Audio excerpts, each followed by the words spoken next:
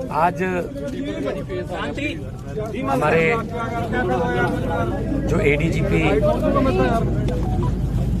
चंडीगढ़ में कुछ दिन पहले ही उनकी ट्रांसफर हुई थी, रोहतक रेंज में थे पहले पूरन जी। जो दुखदायक घटना हुई पिछले दिनों 7 तारीख को,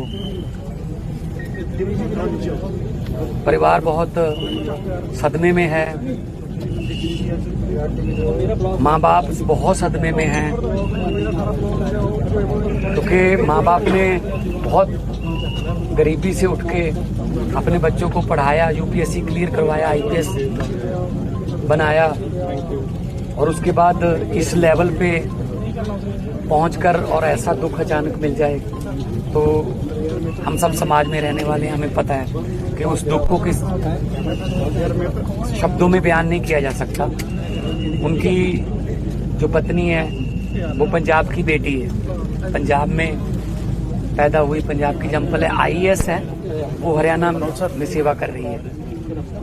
और उस समय वो चीफ मिनिस्टर हरियाणा के साथ जापान के दौरे पे थी और बहुत हायर लेवल की ऑफिसर है, क्योंकि मुख्यमंत्री के साथ सीनियर आईएएस अफसर ही ट्रैवल करते हैं, डिसीजन मेकर ही ट्रैवल करते हैं। तो अब उनके पास कोई लफ्ज नहीं है कि हम तो कोई ब्लैकमेलर नहीं है, हम कोई ऐसा नहीं कहते कि हमें इतने पैसे दे दो, क्योंकि पूरी फैमिली पढ़ी लिखी फैमिली है, आईएएस आईपीएस की फैमिली है। तो उनको भी इतने दिन इंतजार करना पड़ रहा है, उनको भी इंसाफ की गुहार लगानी पड़ रही है, जो खुद लॉ मेकर्स थे और लोगों को इंसाफ देते थे। 4-5 जिलों में एसएसपी भी रहे हैं पूरन जी, हरियाणा में, सभी जगह से लोग भी आए हुए मिले हैं मुझे। तो ये मतलब क्या ये कोई षड्यंत्र है कि गरीबों को ऊपर बड़ी कुर्सियों पर बैठते हुए देखा नहीं बर्दाश्त करना, उनको अपमानित करना, चाहे ट्रोल आर्मी करती है, चीफ जस्टिस ऑफ इंडिया, उनको ट्रोल किया जा रहा है, उनको अपमानित किया जा रहा है, उनके मीम्स बनाए जा रहे हैं। मतलब ये तो बहुत ही दुखदायक है। भारत एक गुलदस्ता है, गुलदस्ते में एक ही रंग के फूल थोड़ी चलेंगे। एक ही रंग का गुलदस्ता अगर होगा तो ज्यादा देर देख नहीं पाओगे। गुलदस्ते में अलग अलग रंग के फूल, अलग अलग सुगंध के फूल हो तो गुलदस्ता अच्छा लगता है। अगर कोई आम घर का बेटा, कोई गरीब घर का बच्चा पढ़ लिख के ऊपर तक पहुंच गया तो उस लेवल पे भी आप उसको मतलब काम नहीं करने देते, जाओ उसको ऐसी टिप्पणियां करते हो, ऐसी उसको अपमानित किया जा रहा है उसको, कि वो इस लेवल का स्टेप लेने पे मजबूर हो गया कि अपनी जान दे दे।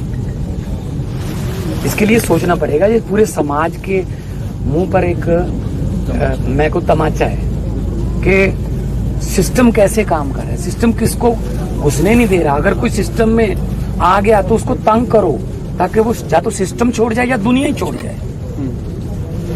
आप देखते होंगे, हम आम घरों से आए हैं, गाँव से आए हैं, नॉन पॉलिटिकल बैकग्राउंड से हैं हम लोग। जो सारे जो पहले सीजनल पॉलिटिशियन हैं सारे विरुद्ध हो गए मेरे। हर रोज मुझे गालियां, केजरीवाल को गालियां, हर रोज, क्योंकि वो बर्दाश्त ही नहीं कर पा रहे। कोई तीसरा आ गया, ये क्यों आ गया? हमारा अच्छा चल रहा था, 5 साल वो, 5 साल दूसरा, मैं आ गया, मैं तुझे तू कुछ नहीं कहूंगा, तू आ गया, तू मुझे कुछ मत कहना, ये समझौते चल रहे थे। अगर कोई नीचे से आ गया, कोई पढ़ लिख के आ गया, नंबर आ गया, मेरिट पे आ गया, उसको जीने नहीं देना, उसको फील्ड में तंग करना है, उसके साथ वही भेदभाव जो बाबा साहब अम्बेडकर साहब को क्लास में नहीं बैठने देते थे, उस समय पीछे बैठाते थे। और बाबा साहब ने भी यही लिखा था, अम्बेडकर साहब ने, कि शिक्षा वो शेरनी का दूध है, जो इसको पिएगा वो दहाड़ेगा। तो उनको कितनी कितनी यातनाएं झेलनी पड़ी बाबा साहब अम्बेडकर साहब को, फिर भी उन्होंने मतलब सिस्टम के साथ अपना मुकाबला किया और कितने देशों से उन्होंने पीएचडी की डिग्रियां हासिल की, हमारे संविधान को लिखा। अभी उसी संविधान में सबको हक है, लेकिन यहाँ कह रहे हैं हम संविधान बदल देंगे। संविधान कौन सा? वो क्या कह रहे हैं, एक वो जो यूपी से कोई जो गवाही साहब के बारे में कह रहे हैं, सिस्टम भी हमारा है, व्यवस्था भी हमारी है, राज भी हमारा है, क्या कर लोगे? मतलब हद है। ऐसा लॉ कर रहे हो आपके चीफ जस्टिस साहब ने, चलो उनका बड़ापन है कि उन्होंने कहा कि मैं माफ करता हूं इसको, लेकिन सरकार को तो सुमोटो लेना चाहिए ना कि उनको सजा दो। जो ट्रोल कर रहे हैं बाद में कि उनके मीम्स, उनके कार्टून बनाए जा रहे हैं, ये तो बहुत ही मतलब न्यायपालिका पर भी हमला है, दलित समाज पर भी हमला है। और मतलब दुख से कहना पड़ रहा है कि 2025 में हमें ऐसी घटनाएं देखने को मिल रही हैं, सुनने को मिल रहा है। हर रोज कोई ना कोई यूपी में, कोई कहीं मध्य प्रदेश में, कहीं गुजरात में, कहीं पे मतलब दबे कुचले लोगों के लिए मतलब कोई यहाँ सेफ्टी नहीं है, कुछ नहीं है। तो उनकी जो पत्नी है वो भी IAS ऑफिसर है, हरियाणा कैडर की, पंजाब की बेटी है। और पंजाब की बेटी, मैं तो पंजाब से हूँ, और बेटियों को अपने मायके से उम्मीद रहती है कि हमारा दुख सुख जो है हमारा वो साझा करेंगे सबके साथ। सो मैं अपनी उस बहन को हौसला ही दे सकता हूँ। अब क्या क्या हो सकता है। उन्होंने कोई बात की आपके साथ? उन्होंने कहा जी उन्होंने कहा है जी हम तो नौकरी पेशा लोग हैं, हमने नौकरी करनी है, पूरे परिवार ने करनी है, छोटी बच्चियां हैं, वो भी मतलब बहुत इंटेलिजेंट लड़कियां हैं, मिली थी दोनों बच्चियां, वो भी पढ़ रही हैं कि जी हमें इंसाफ दे दो। वो तो कहते मैंने वो 8 तारीख को आई, कहते मैंने उसी दिन बोल दिया था कि 9 तारीख को पोस्टमार्टम करवा लो, FIR कर दो बस। तो FIR की उसमें नाम ही नहीं लिखा किसके खिलाफ है। तो इसका मतलब तो कुछ उनके मन में है कि इसको बाद में कुछ कर लेंगे, इसका टेम्परिंग कर लेंगे या कुछ भी कर लेंगे। साहब एक ऑफिसर दे नाल हो जा रहा है, ऑफिसर फैमिली दे नाल, आम लोग का दे नाल क्या होगा? नहीं, वही तो नहीं, एक नाकामी लग रही है या कोई कॉन्स्पिरेसी? नहीं, देखो जो उन्होंने लिखा है अपने उसमें तो उन्होंने कहा कि मेरी हर रोज बेइज्जती करते हैं फलां अफसर में। अच्छा, वो लिख भी उन्होंने उच्च अधिकारियों को चिट्ठियां भी लिखी जी कि जी मेरे साथ ऐसा हो रहा है, क्यों नहीं काउंसलिंग की, क्यों नहीं उन अफसरों को बिठा के बात की। मैं पिछले 3.25 साल से पंजाब में मुख्यमंत्री हूँ, मेरे अफसरों में थोड़ा बहुत होता रहता है, बल्कि कोई बात नहीं, ह्यूमन साइकी है, नेचर है, मैं तो बिठा के बात कर लेता हूँ। यार क्यों लड़ते हो? पंजाब के लोगों के लिए सेवा करनी है। UPSC क्लियर करना कोई खाला जी का बड़ा है, साधु बनना पड़ता है पढ़ाई के लिए, और इतना पढ़ लिख के आप ऐसे जा रहे हो दुनिया से, तो मतलब ये बहुत ही दुख की बात है। बहुत ही जो है, मैं हरियाणा के माननीय मुख्यमंत्री साहब को और केंद्र सरकार को विनम्र बेनती करना चाहता हूँ कि इस परिवार के साथ खड़िए।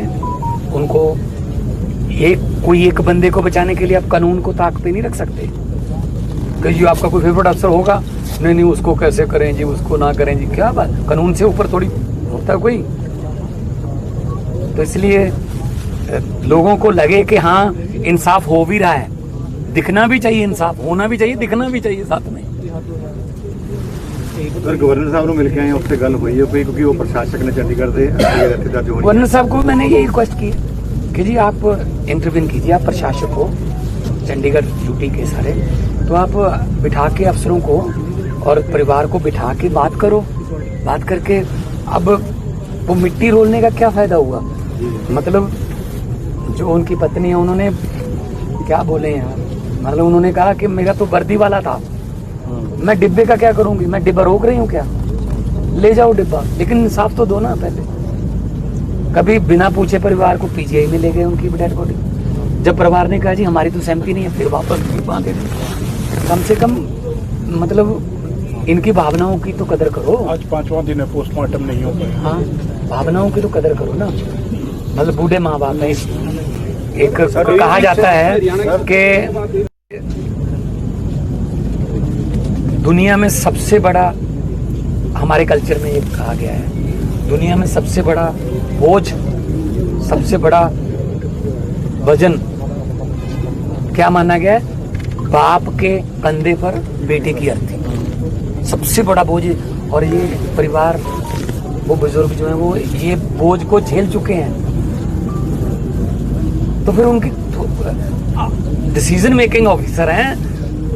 बेटी पढ़ाओ बेटी बचाओ का जो देश में वो चलाया था, तो इनकी पत्नी का बहुत बड़ा हाथ था उस स्कीम को लागू करवाने में और उसका जो खाका तैयार करा।